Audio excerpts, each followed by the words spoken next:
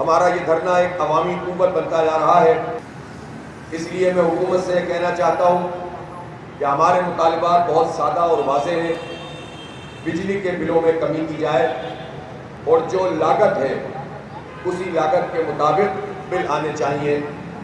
اضافی ٹیکس اور آئی پی پی کے کیپیسٹی پیمنٹ یہ پاکستانی قوم یہ ادا نہیں کرے گی۔ ایک جھٹکا سا لگا، لوگ امیدوں کے ساتھ آ کر جگہ جگہ ملتے ہیں۔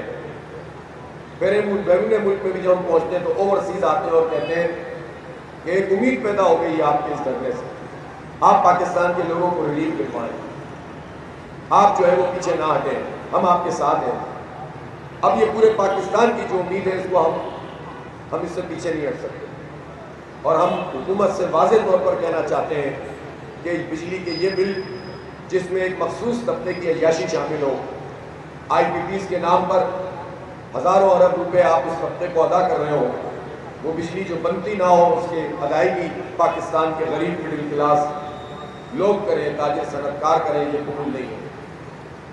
پھر تنخواہ دار طبقے کے حوالے سے بھی بہت واضح طور پر ہم یہ کہنا چاہتے ہیں کہ اس بجٹ میں 2024 اور 25 کے بجٹ میں جو سلیب انہوں نے بنایا ہے وہ پورے کا پورا ریوائز ہونا چاہیے اور کم از کم پچھلے سال والے سلیب پر جانا چاہیے۔ صرف ایک آدھ اعلان کر دینا اور اس کا بھی نوٹیفیکیشن جاری نہ کرنا یہ طریقہ صحیح نہیں ہے۔ اسی لیے ہم اب کہہ رہے ہیں ان سے کہ چھپنے کی ضرورت نہیں ہے۔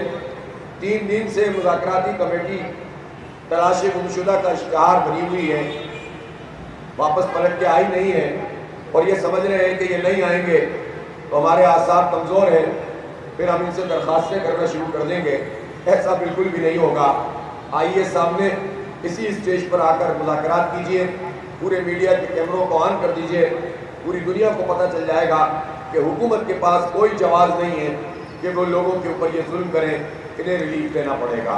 میں وزیر اعظم سے پوچھنا چاہتا ہوں ان کو کس نے روکا ہوا ہے، ان کے اوپر کون سا پریشر ہے، وہ ذرا بتائیں سامنے آ کر۔ وہ 1300 سی سی کی گاڑی میں خود کیوں نہیں بیٹھ سکتے؟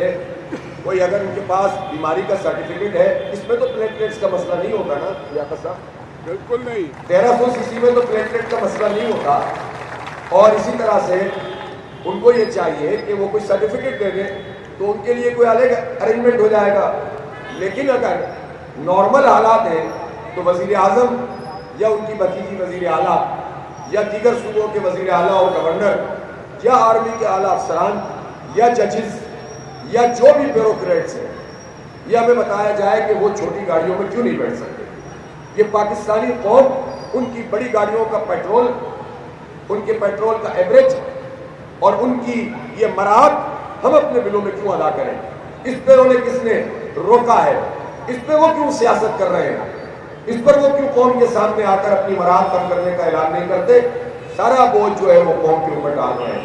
اس لیے اپنی مراحت کم کیجئے۔